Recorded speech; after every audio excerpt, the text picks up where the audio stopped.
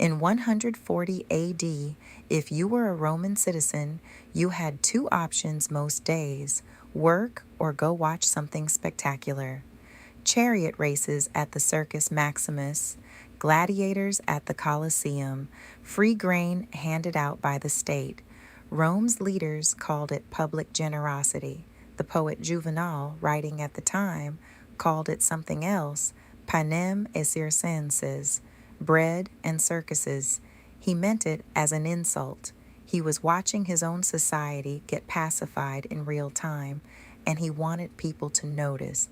Today, I want to make the case that we are living through our own version of bread and circuses, except this time, nobody sat in a room and designed it on purpose. The algorithms did it for us, one engagement metric at a time. Let's start with the history, because the parallel is more precise than people usually assume. During the period historians call the late Republic and into the early Empire, Rome's economy was going through massive structural change. Land ownership was consolidating. Small farmers were getting squeezed out by large estates run on slave labor, funded by wealthy elites who had the capital to buy up failing farms during hard years. Currency was being debased. The silver content in Roman coins was quietly reduced over time to fund public spending, including notably the spectacles themselves. And trade routes that had built fortunes for generations were shifting as the empire expanded and contracted. The average citizen watching the games had almost no visibility into any of this. They didn't have access to economic data. They didn't have financial literacy in any modern sense. And frankly, they didn't have the free time or energy to investigate, even if they wanted to. After a day of labor, the circus was rest, and rest was scarce. But here's the part that matters most. The spectacles weren't just entertainment. They were, at least in part, a tool. A distracted, entertained population doesn't organize. It doesn't ask hard questions about where the grain subsidies are really coming from, or why the currency keeps losing value, or who's quietly buying up land in the countryside.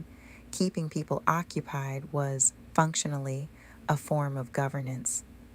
Now, fast forward 2,000 years and ask yourself honestly, how much of your day gets absorbed by something functionally identical? Sports betting apps have turned nearly every televised game into a personal financial event. They're built by teams of behavioral scientists using the same variable reward mechanics as a slot machine. The near miss, the small win that keeps you playing, the notification that pulls you back in. Streaming platforms aren't competing for your subscription anymore. They're competing for your total waking hours, because that's the actual product being sold to advertisers and shareholders. And short form video, TikTok, Reels, Shorts, is tuned by algorithms whose entire job is to make the next 15 seconds more compelling than whatever you were about to do instead. None of this is accidental. None of it is neutral. And I want to be really clear about something before I go further. I'm not saying don't watch sports, don't watch TV, don't have fun. Rest is legitimate. Rome's citizens deserved leisure as much as anyone alive today deserves it. What I'm drawing a distinction between is entertainment you choose deliberately, with a clear beginning and end, versus distraction that's engineered specifically to be endless, specifically to consume you passively, specifically to extract your attention as a resource. Books end, films end, a well-designed evening with friends ends. Infinite scroll doesn't end. That's not an accident. That's the entire design brief. While a huge portion of the population is absorbed in that engineered distraction, here's what's actually happening in the background of the economy, mostly unnoticed.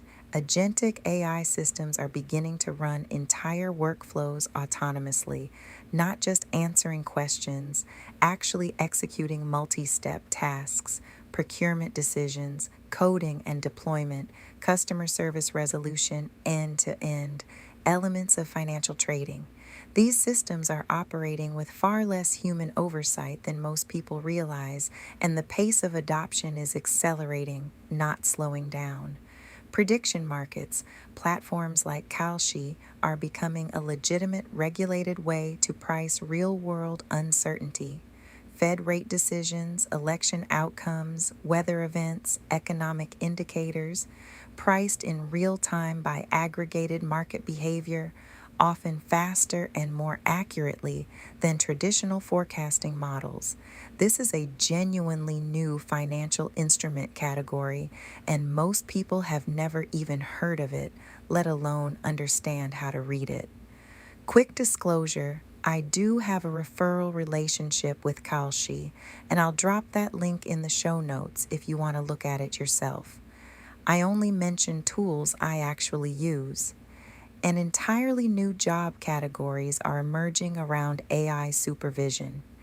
Human in the loop oversight roles, prompt engineering, AI auditing, categories that simply did not exist 3 years ago and that may look completely different again 3 years from now.